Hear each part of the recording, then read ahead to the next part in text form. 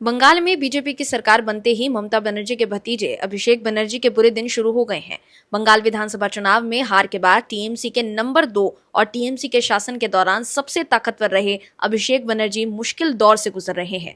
फाल्ता उपचुनाव के लिए गुरुवार को वोट डाले जाएंगे और मंगलवार को इस सीट से चुनाव लड़ रहे टीएमसी कैंडिडेट जहांगीर खान ने अपनी उम्मीदवारी वापस ले ली।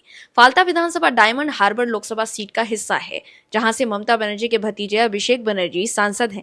इससे पहले कोलकाता नगर निगम ने अभिषेक बनर्जी के घर शांति निकेतन पर नोटिस चिपकाया, जिसमें उनसे जुड़ी 17 प्रॉपर्टीज के अनधिकृत हिस्सों को गिराने के लिए 7 दिन का समय दिया गया है।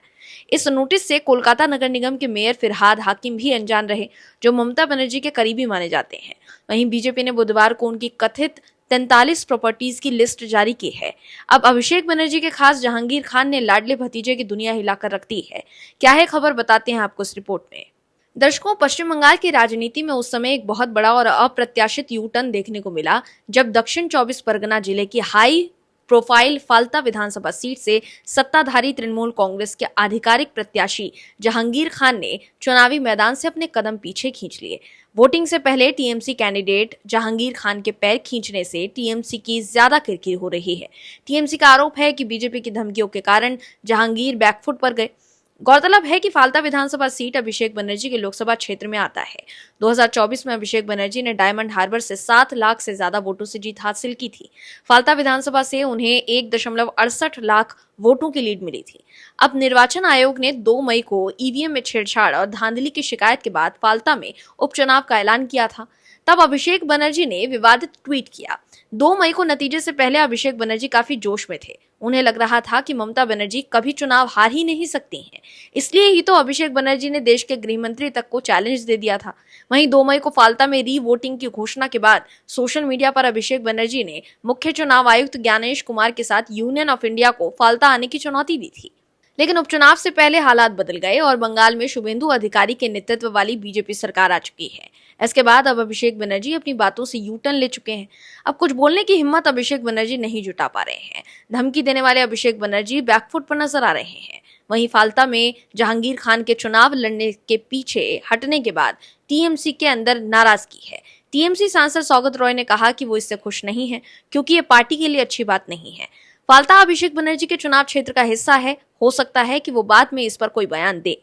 पार्टी निश्चित रूप से इस मामले पर विचार करेगी और अपनी राय देगी, ताकि ये पता लगाया जा सके कि क्या सत्ताधारी पार्टी ने वहां डर का माहौल बनाया था। वहीं टीएमसी से निलंबित प्रवक्ता रिजू दत्ता ने सवाल खड़े करते हुए पूछा कि जहांगीर खान के लिए ममता बनर्जी और अभिषेक बनर्जी प्रचार के लिए चुनाव मैदान में क्यों नहीं उतरे, जबकि बीजेपी के लिए खुद सीएम शुभेंदु अधिकारी प्रचार कर रहे हैं। रिजू दत्ता ने कहा कि ऐसा पहली बार हुआ है कि टीएमसी उम्मीदवार ने चुनावी मैदान छोड़ दिया है। इसकी जिम्मेदारी कौन लेगा। वहीं जहांगीर खान के नाम वापस लेने के बाद पार्टी के भीतर असंतोष खुलकर सामने आने लगा है। कालीघाट में मंगलवार को हुई टीएमसी विधायकों की बैठक में कई नेताओं ने पार्टी संगठन और फलता में हुए घटनाक्रम को लेकर सवाल उठाए। बैठक में टीएमसी सुप्रीमो ममता बनर्जी और पार्टी के राष्ट्रीय महासचिव अभिषेक बनर्जी भी मौजूद थे। मीडिया रिपोर्ट्स की माने तो कोलकाता के 2 और हावड़ा के 1 विधायक ने जहांगीर खान के चुनाव से हटने को लेकर नेतृत्व पर सवाल खड़े किए हैं। तीनों विधायक एक ही गाड़ी में बैठक में पहुंचे थे, जिसे राजनीतिक हलकों में खास संकेत के तौर पर देखा जा रहा है। नेताओं ने पूछा कि मतदान से ठीक 2 दिन पहले चुनाव छोड़ने के बावजूद जहांगीर खान के खिलाफ कोई अनुशासनात्मक कार्यवाही क्यों नहीं की गई। कुछ टिप्पणियां अप्रत्यक्ष रूप से अभिषेक बनर्जी को निशाना बनाकर की गई, क्योंकि फलता विधानसभा सीट उनके डायमंड हार्बर लोकसभा क्षेत्र के अंतर्गत आती है। वहीं जहांगीर खान के चुनावी मैदान में उतरने से पहले ही सरेंडर करने पर बीजेपी ने टीएमसी उम्मीदवार के इस फैसले पर तंज कसा है। केंद्रीय राज्य मंत्री सुकांत मजूमदार ने कहा कि इस बार पुष्पा फुस हो गया। केंद्रीय मंत्री सुकांत मजूमदार ने कहा कि सभी पुष्पा उनके बॉस डायमंड हार्बर में उनकी तस्वीरें लगी होती थी, जिस पर लिखा होता था एबी झुकेगा नहीं। अब हर कोई झुक रहा है। एबी का एजेंट अब झुक गया है। आने वाले समय में एबी भी झुकेगा। चिंता मत करो, आगे सभी झुकेंगे। दरअसल एबी का मतलब यहाँ अभिषेक बनर्जी से है। दर्शकों, अभिषेक बनर्जी चुनावी राजनीति के साथ अवैध संपत्ति के आरोपों से जूझ रहे हैं। इसके अलावा उन पर 2 एफआईआर भी दर्ज हो चुकी है। टीएमसी के पूर्व मंत्री गियासुद्दीन मुल्ला ने अभिषेक बनर्जी के खिलाफ पुलिस में शिकायत दर्ज कराई है, जिसमें उन्होंने धमकी देने और डराने धमकाने का आरोप लगाया है। वहीं जहांगीर खान भी अब सीएम शुभेंदु अधिकारी की तारीफ करने लगा है। ऐसे में साफ है कि अंदर खेला हो चुका है और जिस तरह से जहांगीर खान ने यू टर्न लिया है, उससे साफ है कि सरकारी गवाह बन वो अभिषेक बनर्जी को बुरा फंसा सकता है। Bureau report, OMS news. आप दर्शकों से विनम्र निवेदन है कि चैनल को सब्सक्राइब जरूर करें